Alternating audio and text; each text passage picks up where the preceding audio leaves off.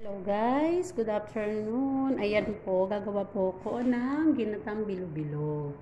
Ayan ang aking ingredients. At ito yung sago, pinapalambot ko pa yung sago. Ayan, ang tigas pala nito. Oh, hindi pa siya gano'ng luto.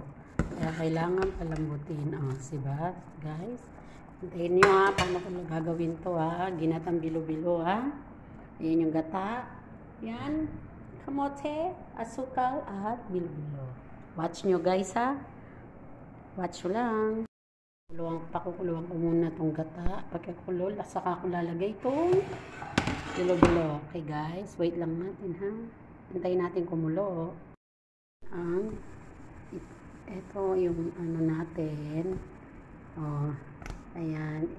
Ilalagay ko isa-isa. Kasi magdidikit-dikit siya. Kaya isa-isa. O, diba guys?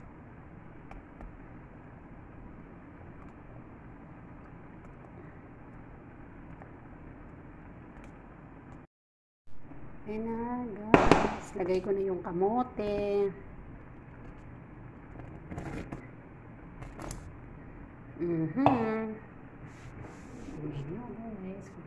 Lutuin nyo na, malukring ang ginatang bilo-bilo. O, diba? Wow! Ang sarap. O.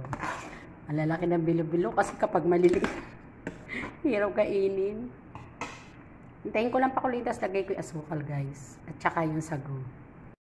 Lagay ko na yung asukal, guys. Ayan.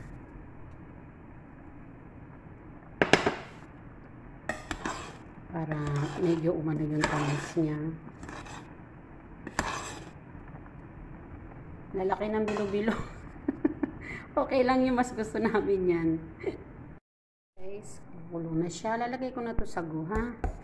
Ayan. Lambot na. Ayan. Ayan na. Oh, guys. Ang sarap. Halika na, Gina. Uwi ka na, kain na tayo. Para makapanangan. Eto na panangalian namin. Hindi na ako magluluto. Okay guys. Ayan na ha.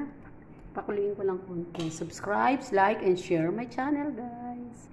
Pakuluin ko lang siyang mabuti. Para umano yung matamis niya. Okay guys. Bye. Ayan guys. Ayan na ang aking kamote. Ang kamote at saka bilo-bilo at sago. Subscribe my channel guys. Subscribe, like, and share my channel. Thank you.